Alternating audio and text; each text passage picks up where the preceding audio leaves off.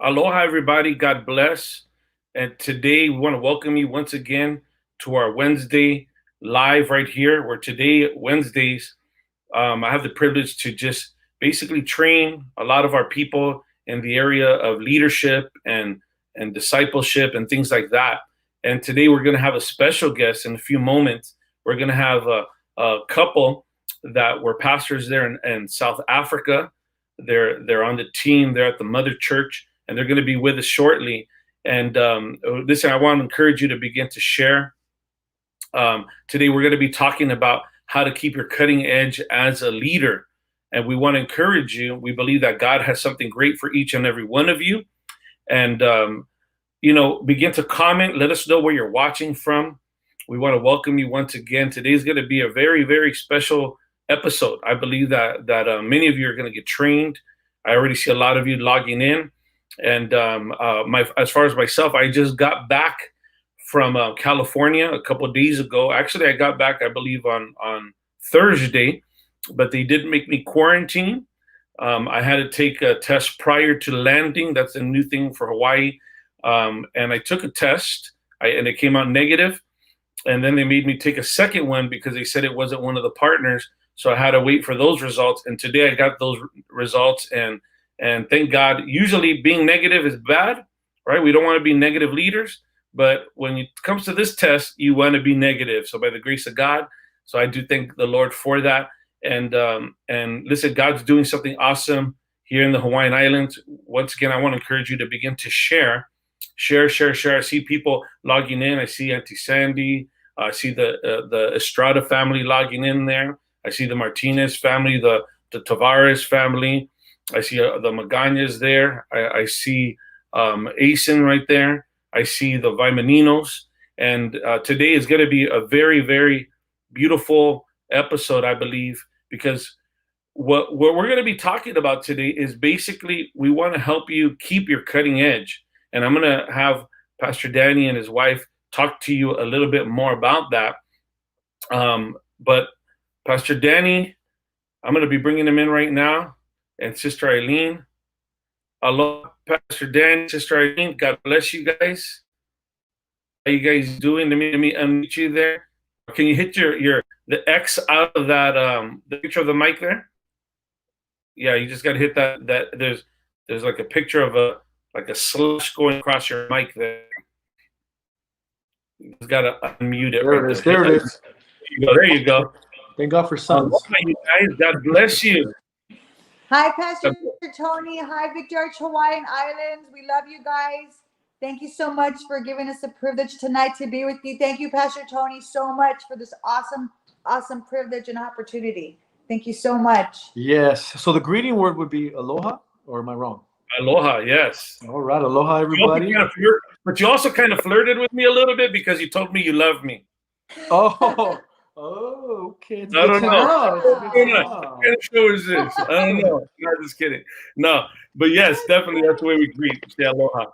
But good to have you guys. And for those of you who don't know them, we are cut from the same cloth here. We got the same. Pastor Danny and Ilene, something we always talk about here in the Hawaiian Islands is that we have warrior DNA. We believe we have warrior DNA in our ministry. And us three, we come from the same lineage. Also, Sister Vero, we come from the Mother Church. We had the privilege to be discipled and worked with right there at the Mother Church. And we're both, myself and Danny, we are what we would call City Juniors guys, Pastor City Juniors guys, right? And so we have the privilege of being spiritual sons of his, and we try our best to make his dad and himself also proud with the things that we try to do unto the Lord. And you guys have pioneered a couple of churches, right? Let them know where you pioneered some works for God at. Yes, so we pioneered. We were in South Africa for 7 years, so we were part of the team the first 2 years in Pretoria, and then a need came up in Johannesburg, so they sent me and my wife, and the church started to explode. So then they sent the team in, and then when it got established, we were able to go to the east by ourselves and then do the same thing there, pastor the church. That both those churches are thriving today. National leadership. Huh? What was that second church called? city? Oh, it was in East Johannesburg. So the first one was Pretoria and the team. Then we went to West Johannesburg, and then we were sent to East Johannesburg. East Rand. East Rand, but it's the east side. It's like East Side Johannesburg, saying the same thing. Okay, gotcha. So, but it's just about an hour difference because it's a pretty big city, like 15 million people. So it's very, very congested city. And God, we were able to see the vision and the leadership of our founder and our pastor come to life. Because I was just sharing it with the church today. That's all we did in South Africa. We just did what we were trained to do. Like, we didn't do anything special. We didn't read all these books, although we did do that. But that's not what really we've seen the breakthrough come. We've seen the breakthrough come operating under the same anointing as our pastor and our founder. And we've seen miraculous results. I mean, rapid growth. It was such a tremendous time. I don't know, maybe for my wife could share from her as a wife. We had 3 children out there too. So it was so exciting. And I thank God for that experience. And I know the topic is cutting edge leadership. Mm-hmm. And I want to tell you, Victor Hawaii, that your pastor is and has always been cutting edge. When I got saved in 95, he was one of my leaders in the youth ministry, him and Sister Veronica. And let me tell you, they were always, doing something new, doing something creative. I remember Pastor Tony would always come in and talk about worship songs. What's our favorite worship song? What's our favorite messages? And I believe that same cutting edge spirit that he had in not only at the mother church, but he took it to the Philippines and he took it to the UTC. And now you guys have the privilege of having it in Hawaii. I think you guys are very, very blessed. And I want to thank you, Pastor Tony, for always being such a great example to me for the last 25 years of my salvation. And I see everything that's happening in Hawaii. And in order to pioneer and to be a leader, you have to be cutting edge, especially if you're going to take the gospel to foreign lands, to foreign nations, even sometimes to the next city. You have to be cutting edge. And I think that comes through staying in line with your pastor, staying in line through the vision, staying in line with God, having a good relationship with your spouse, because there's so many components into not only being a great leader, not only in starting a new church, but also being cutting edge. And some of you, maybe, I don't know if your leaders, all of you are here or not, but you don't become cutting edge as soon as you become a leader. You become a leader because you're cutting edge. And it starts from the very point of salvation. So it's just serving the Lord, I believe, is one of the greatest things I've ever done. And it's taken us all over the world.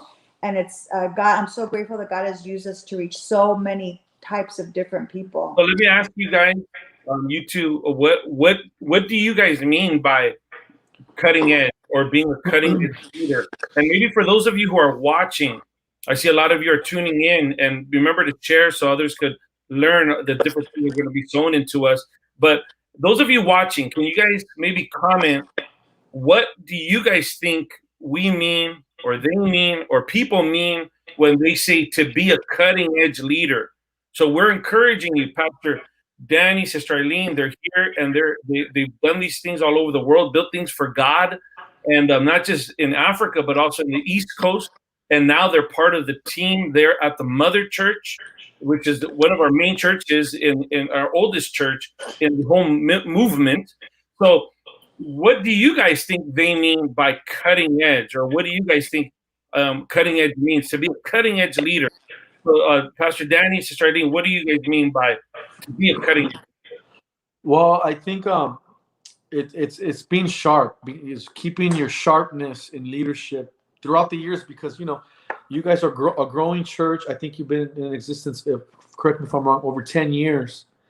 So then how do you keep the excitement, the cutting edge year after year, doing? Sometimes it feels like it's monotonous because you're doing the same thing, maybe the life groups or evangelism or whatever the case is. So how do you stay really sharp even in seasons like that? And so when I really started looking at it, because it wasn't South Africa that sharpened us, it was our time in the Mother Church when nobody was looking, and I was able to get around our pastor, and he was able to sharpen the way I thought, the way I talked, the way I dressed, a lot of things that he was able to minister in my life that made me become the well-rounded man that I am, because I think if he didn't do that, we were just talking about it on the way from church, is because I come from a gang lifestyle, so I know a lot of guys that's, they got saved, but they stayed kind of in that mode. Oh wow, you found one. Yeah, that's me right there in prison, good looking dude. I come from that life, so I could have went that way and only reached that element, but because my pastor sharpened me. When I was pastoring a church, I had businessmen, I had drug addicts, I had family people, I had city councilmen. We had a variety. It was a multicultural, multi-generational church, but a lot of that happened because there was a lot of sharpening that our pastor, the Bible says iron sharpens iron, and he sharpened us. And not only him, but a lot of the ministers, even my friends. Pastor Tony was one of them. There's been moments that he's sharpened certain things, and it made me the kind of leader. When you're sharp, listen, when you're around other people, they know you're sharp, because when you're sharp, you're not there to cut people. Like, you don't got it. What's wrong with you, brother? You're there to sharpen them as well. So when you're a sharp, cutting edge leader, you're sharpening everything. Other leaders, you're sharpening ministry, and it's very, very exciting. And because if you look at, I was thinking about a knife set. When you buy a knife, because I was looking for a knife set, and the really good knife sets, at least here, I don't know about in Hawaii, are about $200, but they come with a special device called the honing device. So after you use a knife for a long time, you're eating meat. I don't know, there are big meat eaters out there, but you're cutting steaks, you're cutting, and over time, what happens to that blade? It gets dull. It takes longer to cut. It takes more energy because it's not sharp anymore. And then the blade eventually bends, which makes it ineffective. And that could happen to us as Christians if we're not putting ourselves in that honing device constantly, through prayer, through staying close to God, asking your pastor, what do I need to grow in? What do you see? And letting him sharpen and hone that. And not only with him, sometimes it's going to be your wife, sometimes it's going to be your husband, and they're going to be a part of that. I think, everybody thinks they're cutting edge in the reality, but the symptoms of becoming dull are this. And maybe we could go over that. The symptoms, when you start, because it's happened to all of us. I don't know if it's happened to you, Pastor Tony. There was times where I felt dull. There was times where I felt like I wasn't being as effective as I once was. And the symptoms of becoming dull is everything that you do is hard. You're asked to usher. Oh, it's hard. You're asked to host. Oh, it's hard. But at one time you would have said yes to everything. It's because you might be becoming a little bit dull. So everything you do is hard. And then it's expressive to people. It's expressed. Everybody around you, they don't want to be around you no more, because man, that guy, he makes everything so dull, or it's everything so hard. And I found that as a leader, we don't have the luxury of having those moments of where everything's hard. Like, I oversee the life groups here. We got a pretty good life group system, and we're building it. And I volunteer the top line leaders for everything. Today they gave us the Christmas float, but I said, you know what? I'm giving them opportunity to grow their influence, to become sharpened leaders, where I don't have to give direction. They know what to do, but they have to make it exciting. They have to make it, man, this is a privilege, and to help our pastor do a Christmas float for the city. And so when it's not like that, it's hard. And we've seen that, right? People, you'll hear it. Everything's harder. Can you do the worship? Oh, I don't know. Or, I don't have gas, or, or I got to go Corona test. I got to go test right now. Everything is hard. And then because everything starts to look like work, and we lose the passion. And even tonight, when I shared with our pastor, I said, it's a privilege. He asked me to go to be in step with him on a funeral yesterday, and I'm not a real funeral guy, but I felt like a privilege that he asked me to go, and I went. And I connected, did what he wanted me to do, and I was blessed. And I didn't look at it as work. I looked at it as a privilege that I get to do something for God and to back up my pastor.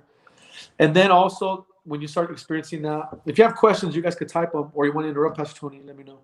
Is that lack of vision? Leaders that become dull, their ministries aren't growing anymore, because they're not getting fresh vision from God, from their pastor. So their ministry starts becoming dull. There's no growth. In fact, there's a decline or a revolving door. And when there's a lack of vision, I learned one thing. No matter what I do now, I come under the house vision, of course. My pastor has a house vision. And I know that God has given me a vision. within the life groups, but I make sure that it's aligned with what he's doing, that all streams flow to that Sunday morning and what he wants to see happen. I'm not there to build a Tuesday night life groups. I'm there to build a Sunday morning through Tuesday night life groups. Yeah. So when there's no vision like that, then that's when people, and it happens to all of us. I've been there, and that's when you got to get close to your pastor, get re-envisioned, stay close to God. And then also there's negativity. I know that doesn't happen in Hawaii, but in our church it happens once in a while. It's you start being negative about everything, about your pastor, about leaders, about giving. And that's a byproduct of becoming dull. Also inconsistency, you start missing. I think one of the biggest problems we've had in coming back here is that it's seen like a lot of great men with great potential only experience so much of it because they've been inconsistent throughout the year. So they'll be on fire 1 minute, and then when they don't feel it, they don't show up, or they don't give of their time, and that's hurt them. That's hurt them because we need consistent minutes, especially in this day and hour where we're treading in waters we've never been in before. We need consistent leadership. And I told the leaders, when Pastor gave me the green light, I said, listen, I know we're dealing with coronavirus, we got to use wisdom, but we need to start leading. And we can't lead by fear. No, we take precautions. We use wisdom. Our pastor sets standards. We follow, but we can't be hiding out no more unless you have underlying health issues or you're older. That's understandable. But I mean, if it's not those things and you're just the inconsistency, then they could be the problem. Also, there's no influence. A leader with no influence. The Bible, it says a leader that doesn't have no followers is just taking a walk. Right. And the last one is a big one for our pastor. I know Pastor Tony, is that you begin to produce no results. And that's where they have to make changes because of that. I took over a ministry that wasn't being what our pastor wanted it to be. Mm-hmm. And great men, like I said, I love these men, and I just came in and partnered with them. I partnered with them. I just used my sharpness to help sharpen them, and at the same time, so now we see it taking off again. But results, and when you're losing your cutting edge, then you start to see no results, and everything's hard. So in those seasons, you just got to get back to that honing device, get back in prayer, get back in your word. You had the privilege to kind of, those Africa teams were very influenced by Pastor Sonny Sr. himself, right? Yeah. And so you look at Pastor Sonny Sr., he's in his golden years. I mean, he's as far as age-wise, I don't see him losing his passion. Mm-hmm. I don't see Sister Julie losing her passion. So I think some people feel like, oh, it's time for the youngsters to do it, or they may feel like if you're an OG by being less excited or less involved, no, when you see these OGs, they're actually, tell us some things that you saw. What are some things that you saw Pastor Sonny? How is he in ministry? What are some things that maybe what are some things that you've experienced Pastor Sonny Sr. really emphasize when you guys were out there in the field? Well, it's funny you asked that because the results of cutting edge is a lot of things he shared with us. Like when you're cutting edge, you know it because, and I'll let my wife take this one because he taught us this. Actually, I did learn it from our pastor and from Pastor Phil. It's called the Huckleberry Finn method. And the Huckleberry Finn method is, you know what that is? Mm-mm. Okay, so, okay, I'll take the first one. I will take the second one. Is that everything's exciting. If you're painting a room in the church, it's exciting. If you're going to take a city, it's exciting. If you're going to open a home, it's exciting. If you're going to do a life group, that Pastor Senior drilled that in us. Like, if you're not excited, then your people aren't going to be excited. Your people are a reflection of you. And he really drilled that in us a lot. And so when you're exciting, it's easy to get people's involvement because you make it look so attractive as a leader. And then you don't got to pull teeth. You don't have to chase people down. You make it exciting.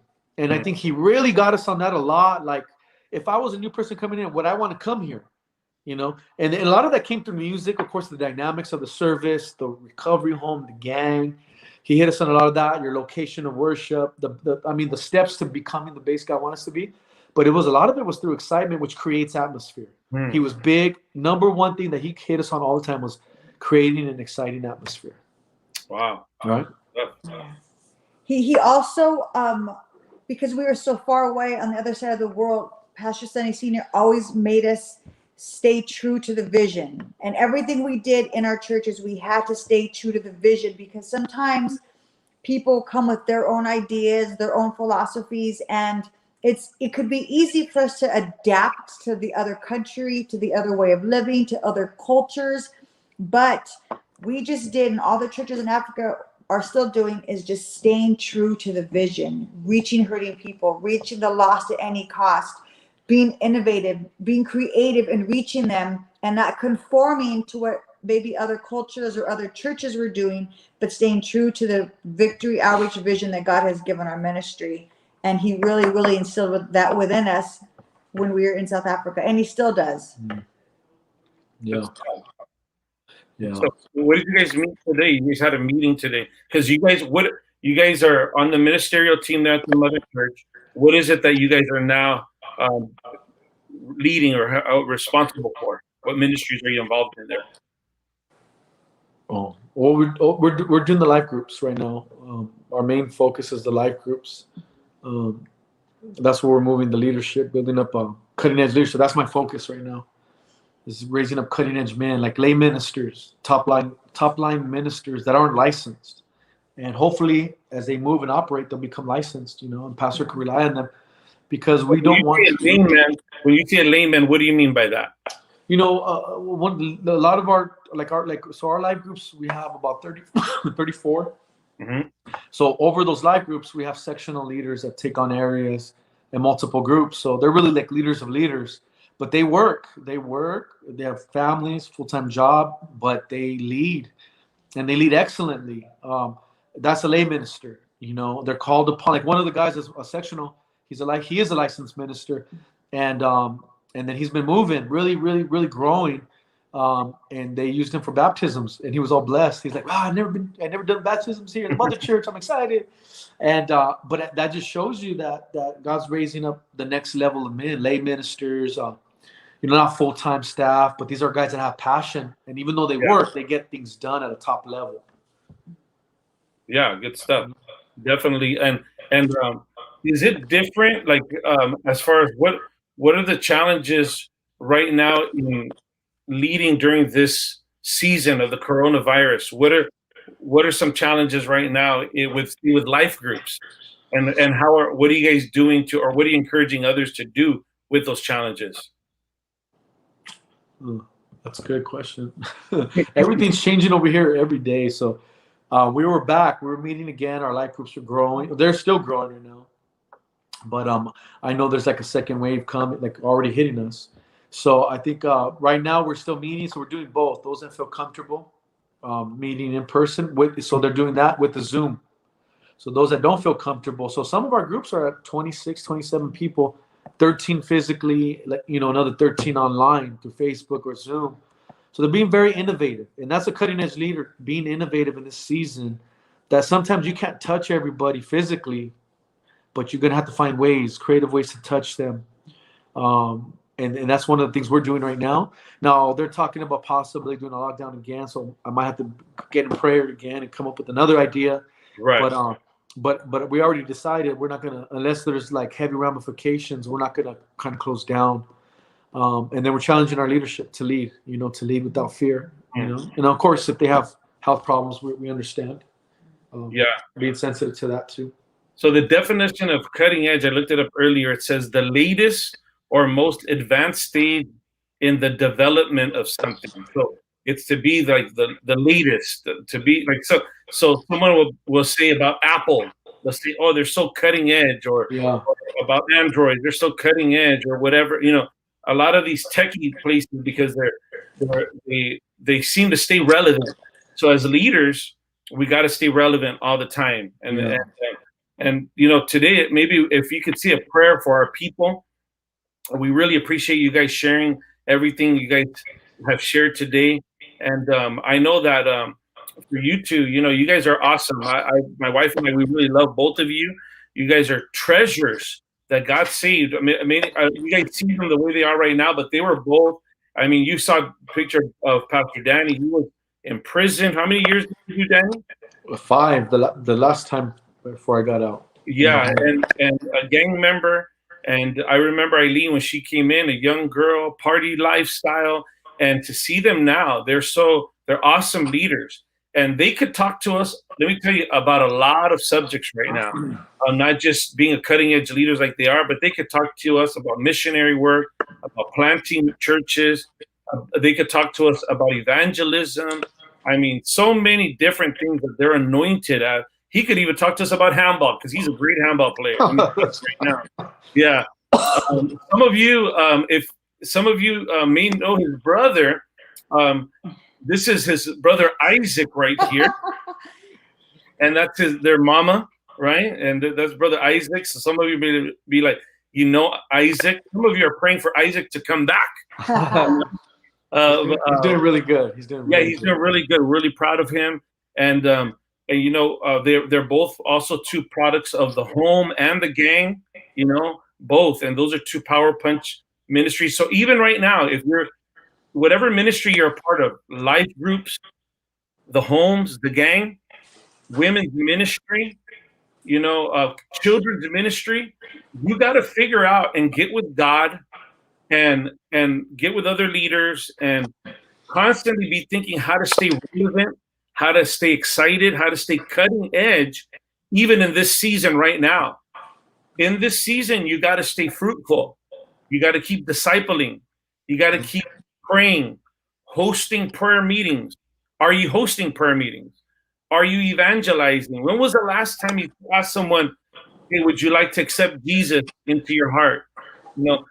Stay, not losing that cutting edge. Keep inviting people to church every Sunday.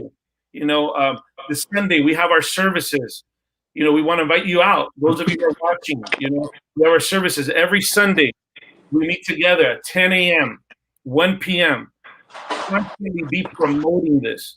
Constantly be posting about it, texting people, following up on people when you don't see them there. This Friday, of course, we have our prayer services. Come check it out. Come down. We believe in prayer. We believe in the power of prayer. It's important to pray. And you got to keep in, you got to stay in the loop, and it's your job to stay in the loop, and it's your job to keep people in the loop because things change, right? This last Tuesday, we had to have gang night only live, not in person. So, we have to always keep people in the loop. But Pastor Danny, Ilene, thank you so much for sharing today. For all you guys do for the ministry, and make sure to keep them in prayer. How many kids do you guys have? Three teenagers. Yeah. What are their ages again? 17, 15, and 13. And they lived in Africa for 7 years with them, and they're now transitioned back. You've been back for how long now? A year and a half. A year and a half. So they could even talk to us about transitions. There's some of you transitions in life, and they're going through transitions in life. In life, there's always transitions. You go from being married to being a widow. You go from being single to married. You go from no kids to kids. You go from the mission field to back home, back to the field, from full-time ministry to not full-time ministry, all kinds of transitions. And we got to learn to stay in the will of God through every transition. They could talk about that. And they were thinking, and listen, if you're watching tonight, we want to encourage you. Maybe you want to sow a seed in the work of God. Maybe you like what we're doing here at Victory Heights, Hawaiian Island. Feel free to give. And if you're watching right now, we want to encourage you to take a moment and be a blessing to the things of God, to the work of God. There's 3 ways that you could give. You can give online. You can give through PayPal. You can also text to give. But your leader, your worker, continue to sow. Take a moment right now, to give something to the work of God, towards the work of God. We're very excited for this to end this year very strong. We're very excited to have a strong 2021. There's a lot of people excited to get rid of 2020, right? Mm-hmm. But thank you, Pastor Danny. Thank you, Ilene, once again. And make sure to watch them. They also, they're on Facebook, but also they preach. He preaches. I know you were just preaching in different churches, but you also preached at the Mother Church, some of the services there. So look them up and continue. And when you see them, say hello to them. But thank you once again. Thank you, Pastor Tony. We love you. Yes. We love you guys. We love you guys. And don't forget, we have lives every single night. Tune in tomorrow. for another good live. And we pray that you are blessed today. Take notes, look back at this, and review it. Go through it with the disciples so you don't lose your cutting edge, so you won't get dogged. Amen. We love you guys. Aloha. Thank you. God bless. Aloha.